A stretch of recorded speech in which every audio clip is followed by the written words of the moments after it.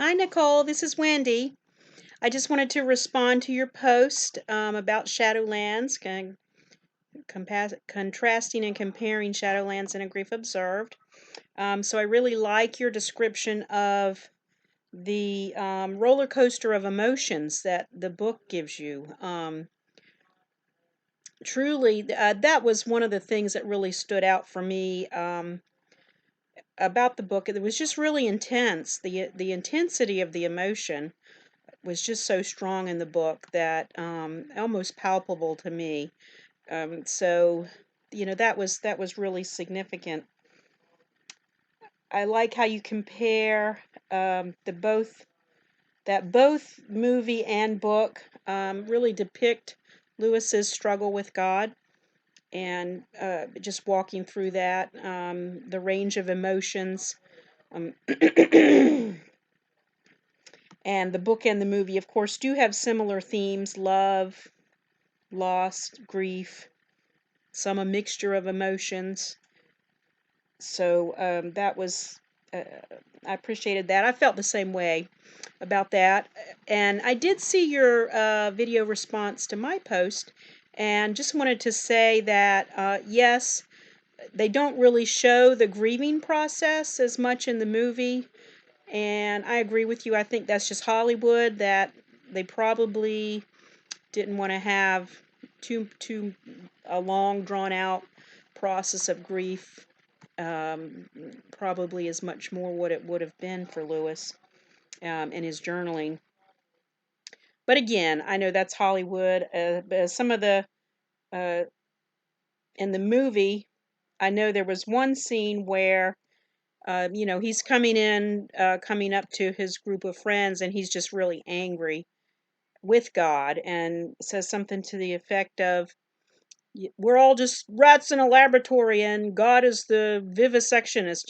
He's experimenting with us, and a very angry statement about God. That's actually a line from one of his books. I don't know that it's in A Grief Observed, but he has another book, The Problem of Pain, and I believe it might be from that. But that's the lines when you see him at the lectures in the beginning of the movie. Um,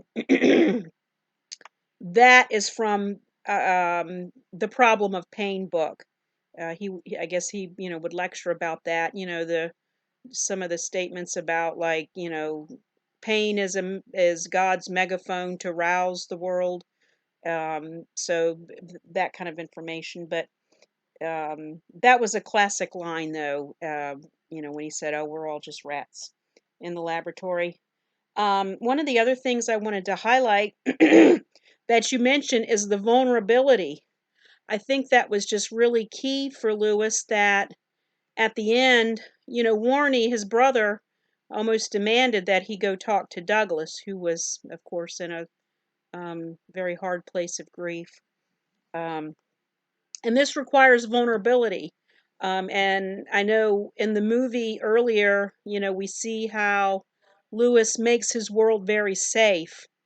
And, of course, he went through, as a young child, losing his own mother, and that pain. But even Joy confronts him at one point, before they get married, that, oh, you just have this safe little world, and you know, fights are irrelevant because do you ever lose?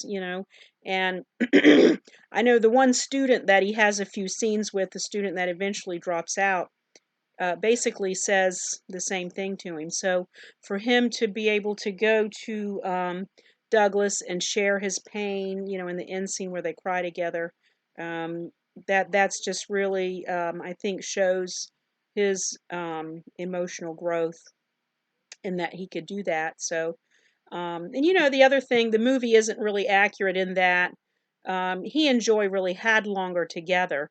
Um, I think she lived actually about 5 years, and the movie does not depict that. It looks like it's 1 year because it kind of goes through a change of seasons, and then her cancer comes back. So anyway, but just a side note, there's some videos on in the course resources interview with Douglas, and just more illuminating information. And I'm a huge C.S. Lewis fan, so I've watched them all. So anyway, but thoroughly enjoyed your post. I know it's cold and wet and rainy here too, where we're getting out our boats so we can get out of the driveway, but hopefully it'll dry up soon. And just blessings and dry weather.